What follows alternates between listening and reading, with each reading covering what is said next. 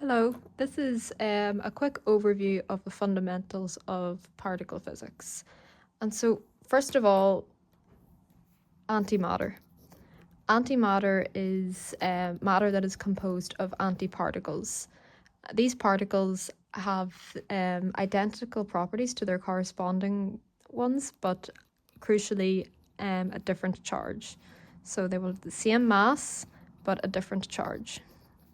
An example of this is the electron has an antiparticle of the positron. And an important process to be familiar with is pair production. And so this occurs when a high energy gamma ray photon is converted by Einstein's E equals mc squared into an electron-positron pair. And so this is essentially a conversion of energy to mass. So here is the gamma ray photon, which is converted into an electron and a positron, also known as positronium, this pair.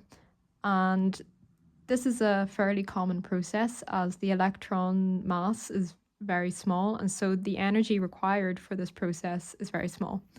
This energy required by this gamma ray photon is the equivalent mass of the electron-positron pair, 1.02 mega electron volts.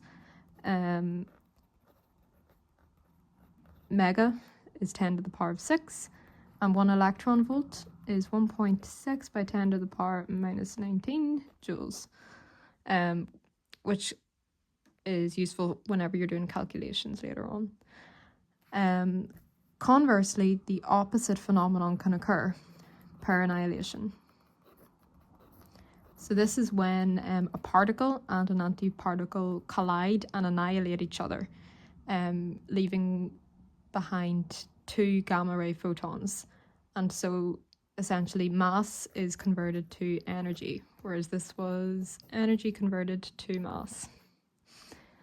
And as for this process, it is essential that momentum and energy are conserved. And so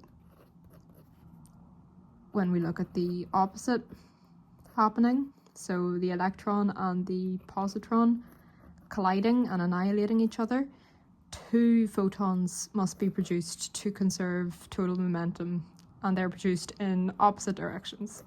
So one this way, one the other. Otherwise, total momentum will not be zero.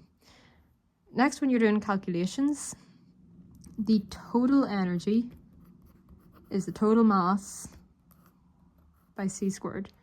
Here, you have to make sure that you're using the masses of both particles.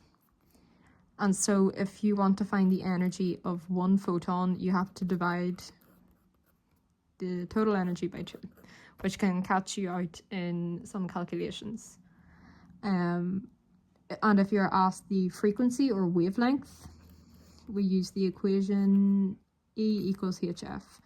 Energy is Planck's constant multiplied by the frequency, or if given wavelength, hc over lambda.